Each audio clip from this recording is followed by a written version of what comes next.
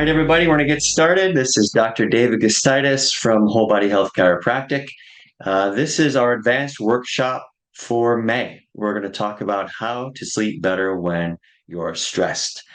Now, if you're anything like me, you've lived through this at least once. If not, you've been through plenty of nights where you've struggled with, things that happen in your daytime, things that have become patterns in your life that prevent you from sleeping the way you want to, sleeping restfully, waking up with some energy, feeling refreshed, feeling repaired, rejuvenated, etc. It's not easy.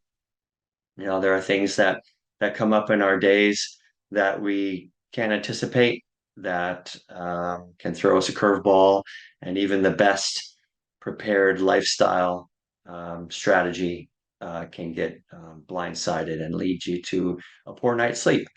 But the big issue here is, not so much on the rescue side, like um, how do I save myself from tonight or from right now, I can't sleep. That's a tougher intervention. I do have some suggestions today that I'll share with you about that.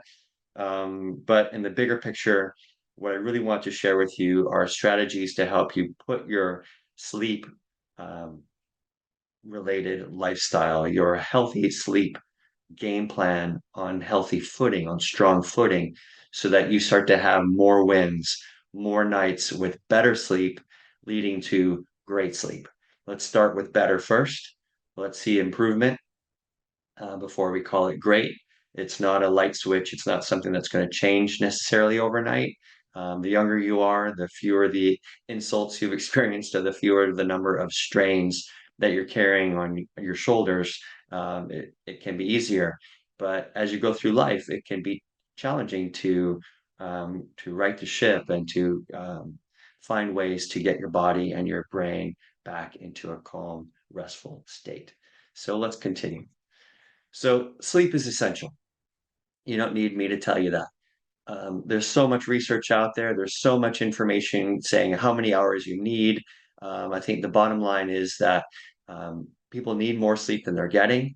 I think 33% of Americans have said that they don't get enough sleep, and 40% of people have said that in the past month, they had one time, at least once in the past month, that they involuntarily fell asleep at least once in a month. That's crazy that they fell asleep, didn't mean to. So that means they're pretty tired. So what are some of the things that sleep does for us? If we get enough sleep, we get sick less often. Our immune system is allowed a chance to repair itself and to defend our body and clean up our internal um, cellular picture from invaders, from different things that are going on um, internally that can produce illness. Everybody knows who say, "Hey, you have a fever, you have a flu, you have a cold. Get to rest. You need plenty of rest." Why is that? Because our immune system is going to do its job.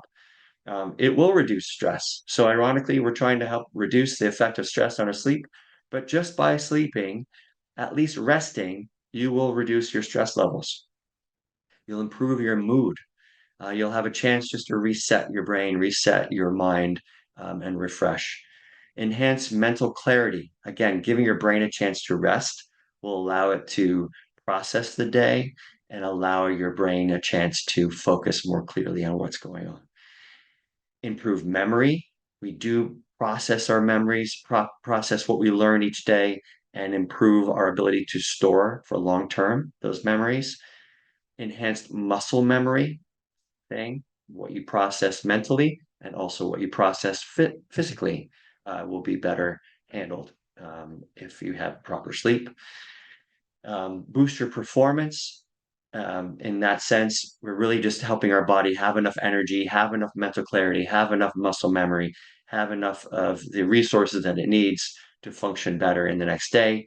And in the same token, preventing accidents. So people who are asleep, um, driving while they're sleepy, their awareness, their alertness, their focus is not there. They're not quicker and they're as quick in their reaction time, and that can lead to accidents, poor decision making while you're driving, especially being ready to respond to the next person. If they If they cut in front of you and you're kind of nodding off, or your eyes are half glazed over, you're not going to be having the same reaction time. So it's really important for your safety to make sure you're not driving while you're drowsy.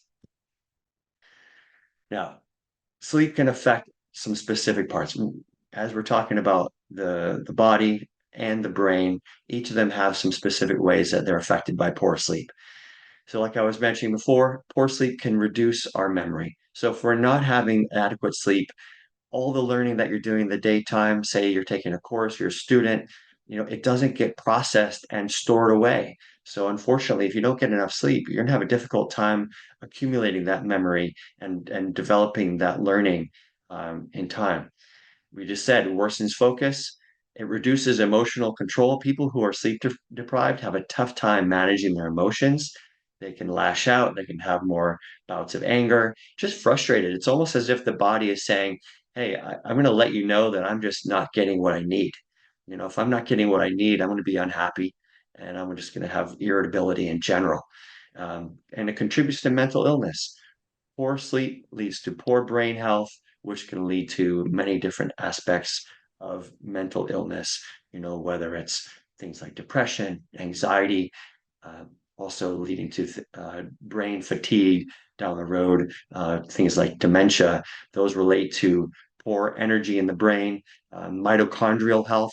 Mitochondria, if you remember from a prior workshop that we did, those are the powerhouses of the cell. They generate ATP. So all of the cells, including the neurons in our brain, need ATP, which is the fuel that those cells use to do their jobs. If they're not getting enough fuel because you're not resting enough, then they can't do their work and they break down, they degenerate faster. And that's just a very oversimplified way of describing how poor sleep can lead to brain degeneration. Now, with regards to the body, it gets a little more serious from there. Um, Damages overall physiological health. All the functions, all the organs are damaged because of not getting enough sleep. It's linked to a shorter lifespan. No joke. This is a serious issue. So not sleeping enough, it's not so easy from some of the success gurus to say, sleep faster. I think Arnold Schwarzenegger said that. What was it? One of the keys to his success, sleep faster. I think he's rescinded that remark since then. I think he's come back and said, I was wrong. And I think many people who are promoting that in their younger years, when they're older, they regret it because they see their bodies are breaking down faster than they should. And it increases the risk of chronic illness, specifically things like cancer and heart disease, because we're stuck in that fight or flight mode. If you're in fight or flight or stress mode in the daytime, and then you don't reset your body at night, chances of staying in that fight or flight mode go up because you didn't reset. You didn't go back into that relaxation mode. So, what does that mean for the next day? You're already behind the eight ball. You're already starting out in stress mode, promoting that physiology, that body state of a stress response. And chronic stress response is not sustainable. We need to be able to go back into our rest and digest mode and calm the body down and shift our chemistry, shift our organ function, shift our blood flow away from the fight or flight response. We shouldn't be living in fight or flight all day long anyway. But if we do, if we have one of those days, we definitely need to shift our physiology out of that mode. Now, cortisol. What is cortisol? Cortisol is the long term stress hormone. The short term stress hormone is adrenaline. That's what will rise up in your blood and in your muscles and in your body in the immediate. I just saw something frightening and I'm going to jump out of my skin, or I'm going to sprint away, or I'm going to lift the car off of my child because I've got this sudden surge of energy. You've heard those stories where people have this sudden, amazing capacity to do things. That's adrenaline. But adrenaline doesn't last for the long term. When we have long-term stress, we switch into cortisol. And cortisol has a number of functions in the body, but it allows us to maintain that long-term stress response. One of the main things that cortisol does is it gets energy to the cells, primarily sugar. So it will mobilize sugar to provide that to the muscles so they can keep burning. Now, one of the ways that it does that is it'll convert other energy sources and other resources in our body, even like muscle. It'll help break it down and turn it into sugar. But primarily, it's what sugar is in the bloodstream. How can I mobilize sugar from our liver and get that out in the bloodstream so that we can use it now? How does that affect sleep? So again, we're in fight or flight. We're stuck in this stress response in the daytime, and we want to go to bed. So immediately, that's not congruent. Like our body is saying, hey, we need to stay alert and ready because there's some stress or some threat in our environment that we need to be able to respond to. So, that's kind of like sleeping with one eye open. I'm got my head on my pillow, one eye's closed, one eye's open because I'm looking down the hallway to see somebody coming after me. And I don't know about you if you've ever watched a scary movie as a kid. I saw uh, Halloween, if you remember the movie Halloween. I saw that movie when I was 7. Bad choice. I was not ready to handle that. So I spent the whole night with my eye open, trying to, look for, I guess it was Michael Myers coming down the hallway, because I thought here he was going to be in my house for some reason. But that's what the mind of a 7-year-old does.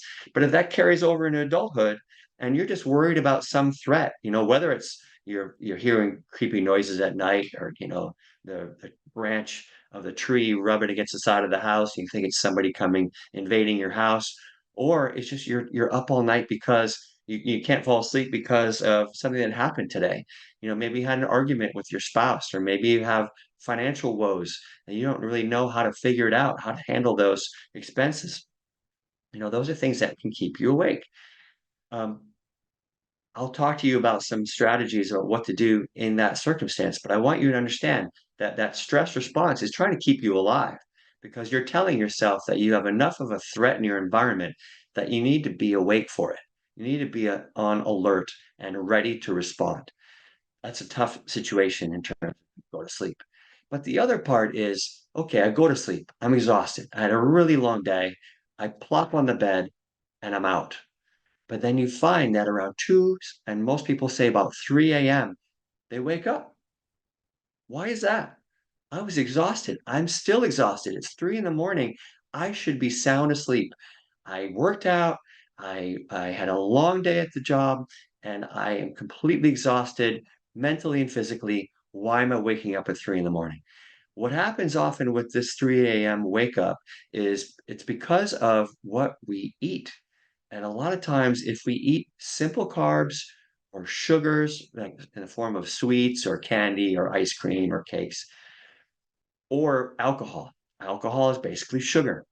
So what I say, simple carbs are like your processed carbs, like white flour, white sugar. It could be white rice, and just too much of it. Where we have so much of it, where those simple carbs, or the sugar in the sweets, or the alcohol that we drank in the day, will cause a spike in blood sugar, and that is dangerous to our body. We have to lower it back into an acceptable range.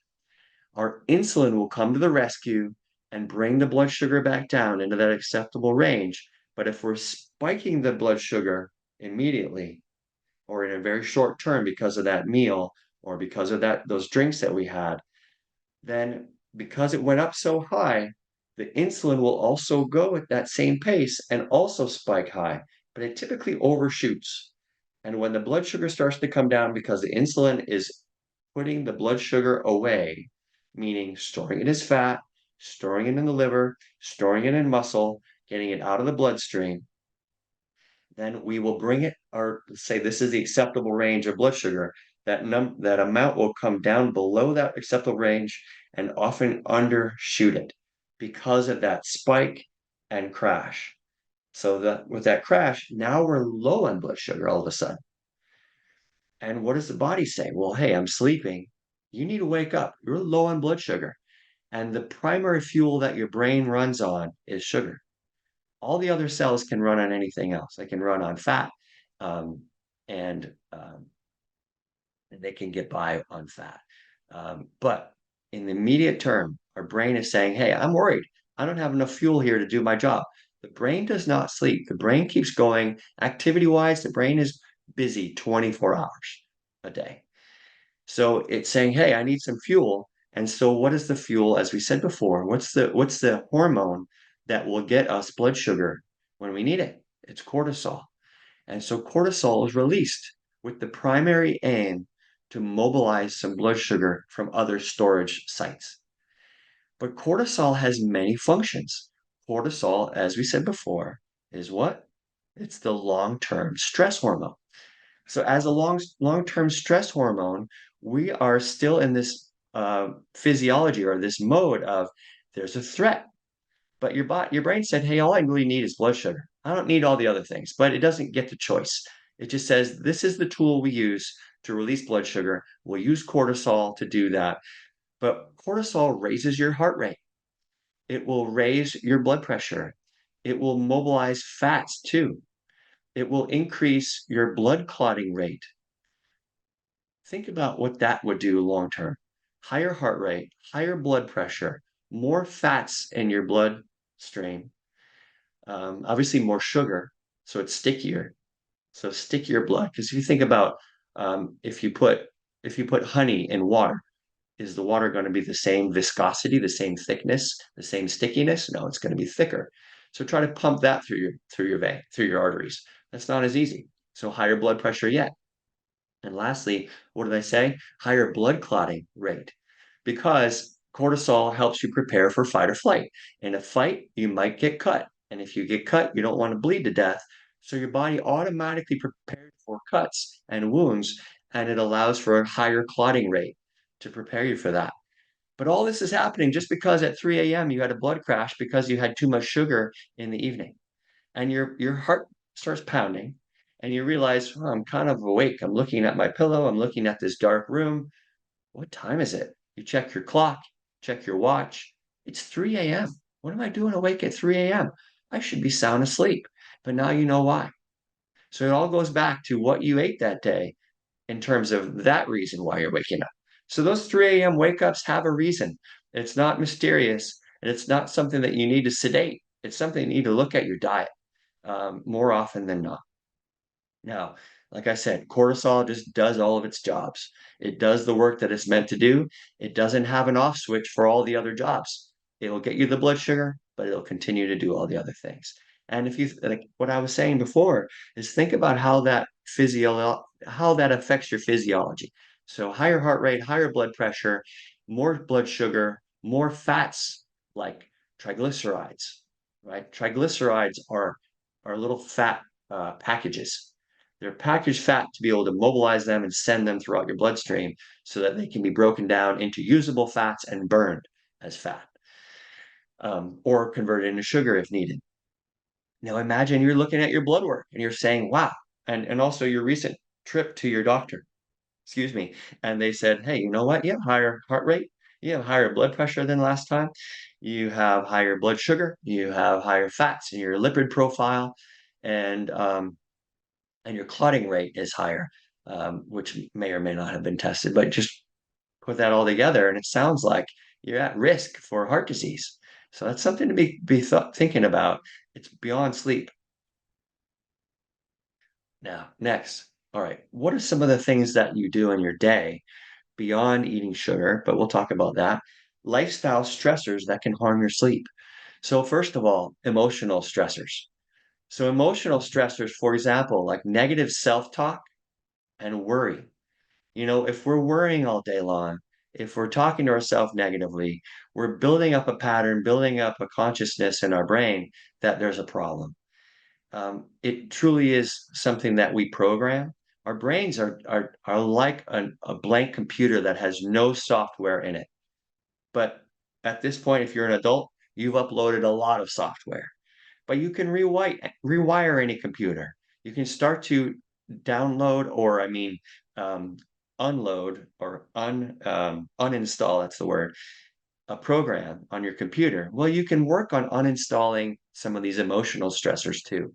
And that just basically goes by what pathways, what neuronal pathways and connections are you practicing the most. There's an expression that nerves that fire together wire together. So if the nerves are firing together, if these are two ends of neurons and they're talking more to each other because of the fact that they're exchanging the chemistry of a neuronal connection. So neurons release chemicals and this one receives those chemicals. And that all happens at like a lightning pace. So this one releases, this one receives. And the more they do that, the more they grow together. So just give me an idea that you can change how much of this uh, happens, because if you change what you focus on and you disassociate, because I don't think about that anymore. I choose not to think about the worry. I choose not to think negatively. I'm going to start practicing and making a conscious effort to think positively and to worry less and have more faith, have more hope, have more confidence. I'm going to disassociate these guys because what I'm going to do is ask this one to start talking to this guy. And this is the positive pathway. This is the negative one.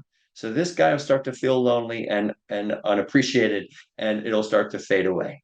This one over here will say, hey, wait a minute, you're talking to me more? I like you. Okay, I'm going to start to talk to you more. And those synapses will start to grow stronger. And you're literally rewiring the brain. So I want you to realize that you have a lot of potential day to day in what you think about in terms of how you create your state and how you create that stress dominant pattern or not. Going into unhealthy relationships, same thing, work tension, financial struggles, very similar. Now, it doesn't change by thinking positively, it doesn't change the bottom line or what you have on your bank statement at the end of the month in the moment, but it will change how you approach that. So how you approach the next month and say, okay, what I did last month yielded this in my finances, in my work, and in my relationships. The next month, I'm going to focus on something different. I'm going to choose a different focus, a different key to put my brain on and my attention on so that next month I can yield hopefully a different outcome. What might that be? You know what? I'm going to get up a little earlier and I'm going to read something positive. I'm going to stay a little later at the office and tidy up all my paperwork and make sure I've done the absolute best work that I can do. I'm going to go out and meet more people to grow my business, whatever that is. Relationships wise, maybe you're going to go out and think, you know what, let's do a date night. So with your spouse, with your couple, with your relationship partner, you're going to have a date night each week. Maybe you weren't doing that. Date your partner. Start to create more romance. Start to do something positive. More positive inputs will change the outcome. So I just want you to start thinking positively and in an empowered way so that you can change some of those stressors that will impact your sleep, just like we talked about before. Now, chemical stressors. We went over dietary sugar. We went over some of the carbs and the impact of alcohol. Those are all dietary sugars. But what about some of the toxins in your life? I think it's 83,000 at the last time I checked, man-made chemicals. 83,000 man-made chemicals, of which 1,000 some had been tested for their impact on human health. We've made 83,000 chemicals that are in our environments. And why is that significant with regard to your sleep? Well, when our brain is detecting a threat, these chemicals can, first of all, interfere with normal hormonal function. They can interfere with normal physiology, period. And they can also um, irritate and cause inflammation in our body. And the more we start to shift into higher levels of inflammation, that starts to push the threat button, the fight or flight button, the stress mode in our brain. And that goes for skincare products that there might be chemicals there. And lastly, nutritional deficiencies. Is your is your body deficient in certain vitamins and minerals or even macronutrients like protein? A lot of people don't get enough protein, and then some people get too much protein because they want to build up mass in their muscles, and what they're doing is consuming so much that they're overtaxing their body's ability to process that protein. Because I mean, think about it, you're going to build a building, you need a certain ratio of brick and mortar. Brick being the substance and mortar being the glue in between the bricks, right? That cement that you're going to put between that's going to hold them together. But what if you had twice the ratio? Your body is saying, well, I can't build any more muscle than this ratio that I have. So if you provide me double the amount of bricks, double the amount of protein, I can only build so much according to what you just did in your workout. So some of that goes to excess. Your kidney has to process that, your kidneys. And what that can be a contributor to is a, a level of toxicity in your body saying, hey, I've got too much protein in my system. I don't need all of that. Now, in the physical stressors category, what also can push the stress mode are things like unhealed injuries. I've got chronic injuries that just keep getting irritated day in and day out because I never really gave it a chance to rest and repair. Sadly, sleep is one of those ways that we repair. And if we can't sleep because of the unhealed injuries or because of some other reason, then that can perpetuate. It can be a cycle. But injuries need time to heal. We have to give them a window to repair. And the same for workouts. Workouts require recovery. The harder the workout, the more recovery. If you want to up your game and double your workout from a half an hour to an hour, then prepare to give yourself more recovery time. If you're going to increase the number of days in the gym from 3 to 5, well, make sure that your recovery days are also reflecting that. It's super important. On the flip side, lack of exercise is it's just as detrimental because we require exercise as a nutrient. Exercise is not just something that you employ because your doctor told you to, because you needed to lose weight. It's not something that you implement in your life just because now you have diabetes or now you have heart disease. Oh, my doctor prescribed exercise for me. Exercise is not something that should be prescribed. It should be something that is like drinking water. We need it every day, every day for the rest of your life. Starting off with just movement, walking around, start there. If you're not doing any exercise, we need to do some. And how it ties in with this is we need to burn off the energy that we're creating in terms of our day as well. So if we create a lot of mental energy, emotional energy that our physical body never gets a chance to burn off, we're going to create a mental state that tells our body, you better be ready for fight or flight. But our body never gets a chance to engage in that state. So meanwhile, we've circulated all this cortisol, which has circulated all this glucose, this blood sugar and fats, and they're all just hanging out there on a constant state in our bloodstream, waiting to be used. And our body never uses that state, which is a problem because that will accumulate and lead to health problems like heart disease and also have long-term degenerative impacts on our immune system as well as our brains. So postural distortions and misalignments in our spine. That is my specialty as a chiropractor, but all this lifestyle stuff is also my specialty because of my training. I look at the whole thing as one big picture. Why? Is because the brain is trying to send all of its communication, all of the energy, all of that life force through your spinal cord out through all your nerves. Call it what you want. Call it electricity, call it signals, call it communication. It's the same thing. But we know there's some energy that makes somebody alive versus they're dead. If you took away their life, now there's no energy flowing through their spinal cord and through their brain. But while we're alive, we have that energy in the form of communication flowing through the spinal cord, which is in the middle of the spine, and the spine's job is to protect it. There should be an opening. If you can see this on the camera, there should be an opening that's maintained by the vertebrae. But if they're in proper alignment, there'll be an opening. If there's no opening because there's a misalignment, that will block the communication, block the energy. And over time, that will lead to irritation, inflammation, and damage. And it's a threat. It's a threat to the brain. It's a threat to our health because that energy is not flowing through that pathway. The brain is not getting the messages that it needs from the body either. So it's not going down. The energy and the communication going back up. So either way, it's being blocked. And that is sensed as a threat. And it's also just a distortion or like static or friction on that pathway. Imagine we're having a cell phone conversation, and instead of 5 bars, we go down to 3, 4, 3, 2, or 1. And now we're going to have a drop call pretty soon. If we have a drop call, oh my gosh, we don't know what just happened to that person. Did they have a car accident? Did they just pass out?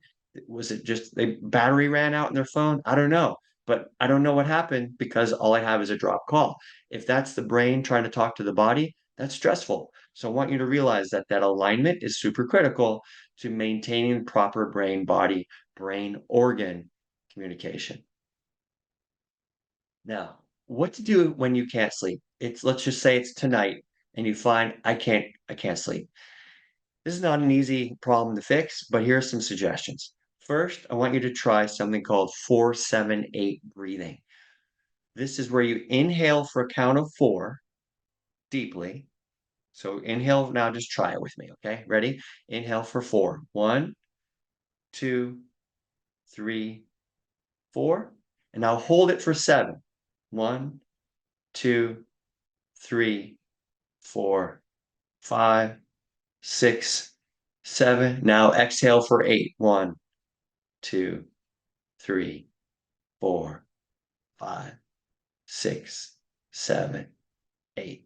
Okay. So that whole cycle is proven to reset your fight or flight response and shift you more into a relaxed state.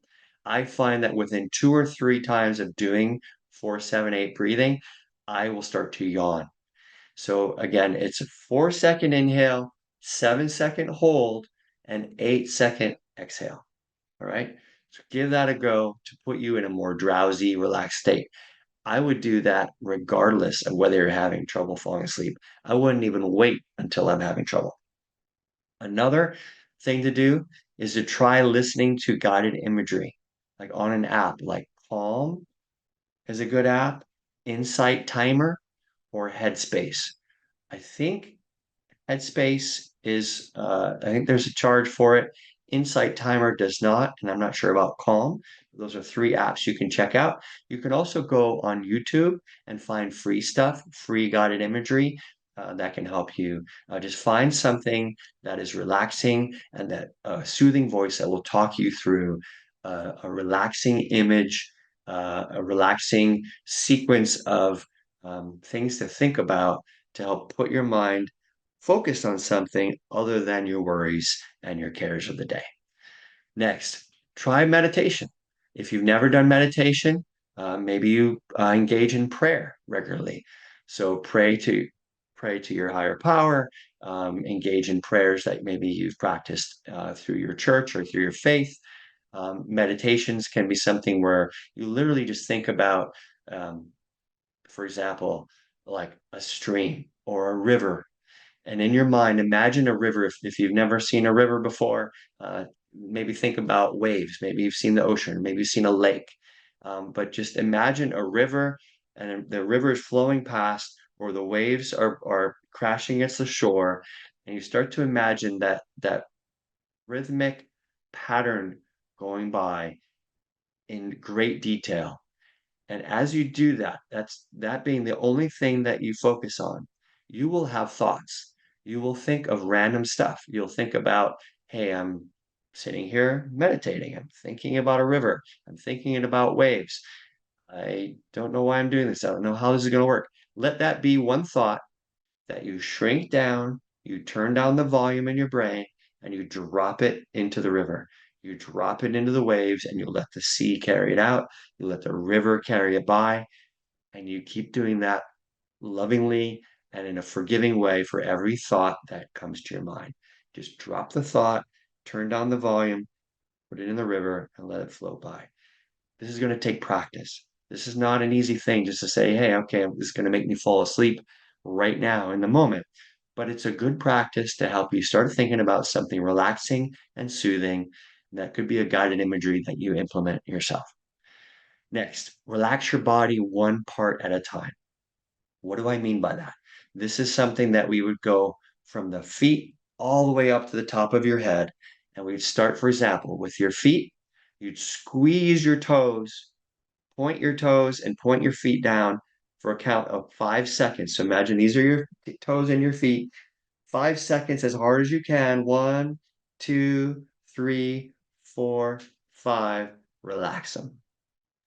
Now we're going to go up to your calves. And we're going to squeeze your calves as hard as you can for 5 seconds. 1, 2, 3, 4, 5. Relax your calves. Go up to your quads and your thighs. Same thing. From thighs, you go to glutes. From glutes, you go to your stomach. From your stomach, you go to your low back. From your low back, maybe go to your upper back. Upper back, you go to your chest. Then you go to your shoulders, your upper arms, your forearms, your fingers, and then you go to your neck and then your face. And then I would do one, your whole body. To your whole body for 5 seconds, squeezing. 1, 2, 3, 4, 5. Relax. When you do that exercise, you will contrast what it feels like to be fully contracted with being fully relaxed. There is a difference. Now, it's obvious that there's a difference, but when you're tense, you carry yourself often. I do too. We carry ourselves in a way that is kind of in the middle. You're neither fully contracted, fully tense, and you're not fully relaxed. And to make yourself aware of each part of your body that this is fully contracted and it's different from where you were, it'll allow you to contrast that with it being fully relaxed. So that's a super exercise that will allow you to just feel what it feels like to be in that let go state, that relaxed, comfortable state. Last thing, last ditch effort, turn on the light or find an amber light, preferably, not something that is a blue light, not a digital light either, not on a screen. To read a book that's boring, preferably something that will make you sleepy. That that concludes the 5 suggestions I have when you can't sleep right now. Next, all right, being proactive, being preventative. How do you practice good sleep hygiene? This is how we should do it. These are some suggestions. Now, how many of these things can you incorporate? I will tell you, this is a very all-inclusive list. If you can't do them all, I get it. I can't always do them myself. I try, but there are days when things happen. There are days when I need to get some work done, or for some reason I'm pushing it into a later hour, too close to bedtime. And anyway, I'll go through these with you. But number one, have a consistent bedtime. Pick your bedtime and your wake up time and try your best to be consistent. Now, I know on the weekends, sometimes we veer from that. We might wake up, we might sleep in. Realize that even that changes your sleep schedule just enough that it makes it harder on Monday if you sleep in on Saturday and Sunday. The more consistent you can be on your bedtime and your wake time, the more you can get into a rhythm, and your brain and your melatonin levels can be consistent and be produced rhythmically, which is called your circadian rhythm. Circadian meaning your daily rhythm. Use blackout curtains and consider wearing an eye mask. Why? Because if your wake up time in this time of the year, for example, in the summer, the late spring, early summer. If your wake up time, let's say, is 6:30 and it's getting light out at 5:30, well, you want that extra hour of sleep, but that daylight coming in the windows at 5:30 is going to push you to wake up, and you'll get that light coming through your eyelids, and you'll start to impact your brain and tell you, hey, it's time to start getting up, but you don't want to yet. So I would use blackout curtains and use an eye mask to keep that consistent until your alarm goes off. And that's something I think is very helpful. I've found it for me especially. Next, spend 5 to 10 minutes at sunrise and at sunset, allowing some of the amber, some of the orange light of sunrise and sunset to hit the back of your retina. And I'm not telling you to stare in the sun, but if you look even at the sky just off to the side of the sun and allow some of that sunlight to hit the back of your retina, that will have a powerful impact on your circadian rhythm. It helps to promote to the brain and letting you know, um, first of all, that this is morning time. It's time to wake up. It'll start to produce the chemistry and the physiology of being awake. And likewise, at nighttime or at sunset, it'll start to tell your brain to prepare for those darker hours and to start to prepare for that melatonin production, which won't happen right away. It'll happen for in a couple hours from then. But that's the goal, is to start to stimulate your brain to let it know sleep is coming. Next, keep your bedroom cool. Based off of, let's say, your daytime household temperature of 70 degrees, depending on what that daytime temperature is that you keep your house, where you keep your house temperature, try to drop your bedtime temperature by 2 to 5 degrees.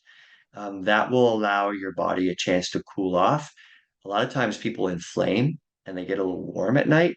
So to help you manage that and keep your body temperature roughly consistent, keeping your bedroom cooler will also help you to manage that increased body temperature. But in general, we know from the research that people who have a cooler bedroom sleep better. Next, no eating 3 hours before bed. Like I was saying before, what if my workday ends at 8 and I want to go to bed by 10? Well, I'm not going to get that 2 hour window. And that will pose a problem for that night's sleep. Why? Because if we're taking digestion, the workload of digestion or the need to digest food to sleep, that will take our brain away from what it needs to do in terms of repairing our body. And obviously, what we want to be able to store those long-term memories, process the day's learning, repair the body, do all those nighttime jobs that sleep allows, and let the brain be unencumbered by digesting our meal. However, if the meal is there, it needs to get done. It will happen as a priority and it will take the place of those first hours of sleep and shorten our effective recuperative hours or recuperative time that we would spend that night. Next, no exercise 2 hours before bed. Again, by the same principle, when you exercise, you accelerate and excite the body's physiology, and you do produce some cortisol when you exercise, which is okay and it's normal. However, if you do that to bedtime, you're kind of agitating yourself and making it harder for you to turn it off right before sleep. Lastly, no screen time 1 hour before bed.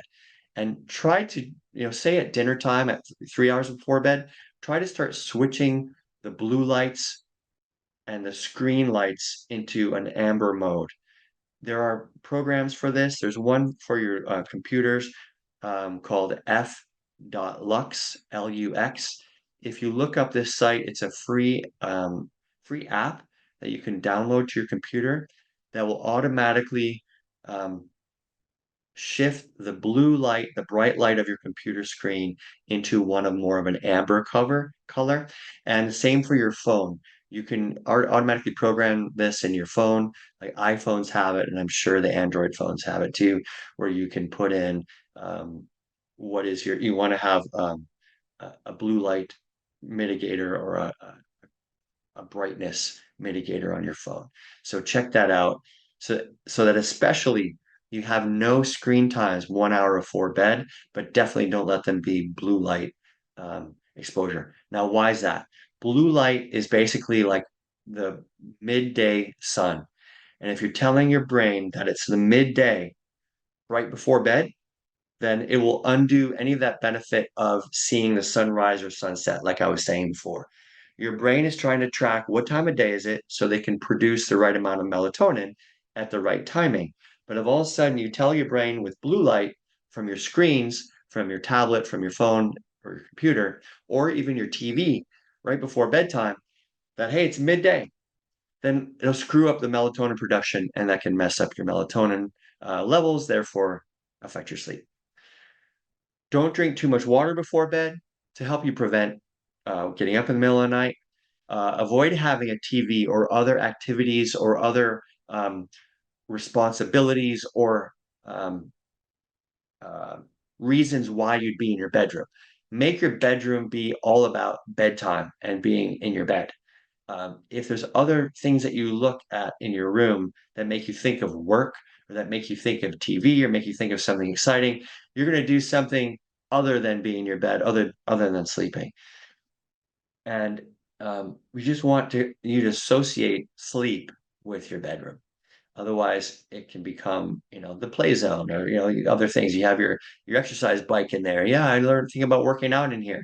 And you see that, and all of a sudden those thoughts are queued up in your brain. You just want to be thinking about a relaxing environment, and that's it. Do your pre-bedtime relaxation techniques, which I was talking about a little bit before with regard to like the 4-7-8 breathing or doing guided imagery or doing meditation. You can do, like I said, prayer. There's a lot of things you can do. What I recommend for my patients is using their spinal orthotic, which is called a dental roll, which is something to help you with the curvature of your spine. That's about a 20-minute engagement. Doing your meditation or your guided imagery on that right before bed is a great way of preparing you for sleep. I think it's a good tool and a good practice. I do that myself. And lastly, make your last thoughts before you go to bed gratitude filled. So get out a journal, write down some things that you learned today, write down things that you appreciate about your life, of the people in your life, and you're just thankful for, even the hardships, even the tough things that came your way today. Wow, thank you for all those things that I had today. They're going to make me stronger. I'm going to learn from them, and I'm going to never make those same mistakes twice. I'm going to figure it out and get some help so that I can overcome them tomorrow or overcome them going forward.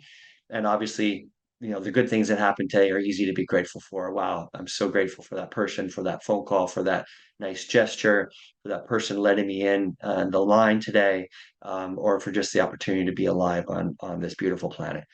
So use that opportunity before bedtime just to set your mind right and get excited about the next day of living and learning. Um, you know, this is awesome. I get fired up when I give these talks. That's the end of what I have for today. If any of you who are listening want to chime in with any questions, please unmute yourself now and we can certainly talk about a couple things before we call it quits. This went a little longer than I expected. We're about 50 minutes in, but I appreciate you being here and listening to this program today. Next month, we're going to do another advanced workshop, and we will give you that title next month as we get that prepared. But what we're going to do right now is just sign off. Thank you so much, Roland, for being here. My pleasure. And hope you guys have a fantastic day. And hope this leads to better sleep for you and your loved ones. And if you have any questions, of course, as always, reach out. I'm always happy to have a consultation, come into the office, and we can start to work on some of the reasons and the ways in which you can get better sleep and better health overall.